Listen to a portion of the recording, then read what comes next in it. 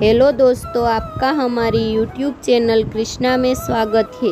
आज हम आपके लिए श्रीमद् भगवत गीता का वीडियो लाए हैं, जिसे सुनने मात्र से आपके जीवन में क्रोध और ईर्ष्या का कोई स्थान नहीं रहेगा।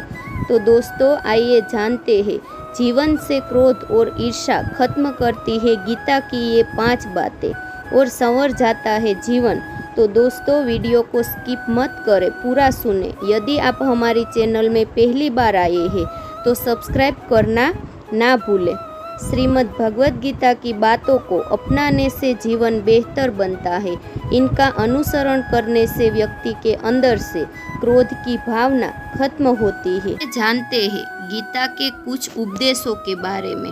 श्रीमद् भगवत गीता में भगवान श्री कृष्ण के उपदेशों का वर्णन है। गीता के ये उपदेश श्री कृष्ण ने महाभारत युद्ध के दौरान अर्जुन को दिए थे। गीता में दिए गए उपदेश आज भी उतने ही प्रासंगिक है और मनुष्य को जीवन जीने की सही राह दिखाते हैं। गीता की बातों को जीवन में अपनाने से व्यक्ति को खूब तरक्की मिलती है। श्रीमद् भगवत गीता की बातों को अपनाने से जीवन संवर जाता है। इन बातों का अनुसरण करने से व्यक्ति के अंदर से क्रोध और ईर्ष्या की भावना खत्म होती है। तो आइए जानते हैं क्या है वो चीज़ जिसके बारे में श्री कृष्ण ने अर्जुन को बताया था। गीता की अनमोल बातें। श्रीमद् भगवत गीता के अनुसार आनंद हमेशा मनुष्य के भीतर ही होता है, परंतु मनुष्य उसे बाहरी सुखों में ढूंढता है। भगवान की उपासना केवल शरीर से ही नहीं बल्कि पूरे मन से करनी चाहिए। भगवान का वंदन उन्हें प्रेम बंधन में बांधे ही रखता है। दूसरा, मनुष्य की अपनी वासना की वजह से ही पुनर्जन्म लेता है। मनुष्य अपनी इंद्रियों को अगर अधीन में कर ले तो उसके जीवन में कभी विकार और परेशानियां नहीं आती। संयम, सदाचार, स्नेह और सेवा जैसे गुण मनुष्य में कभी भी सत्संग के बिना नहीं आते हैं।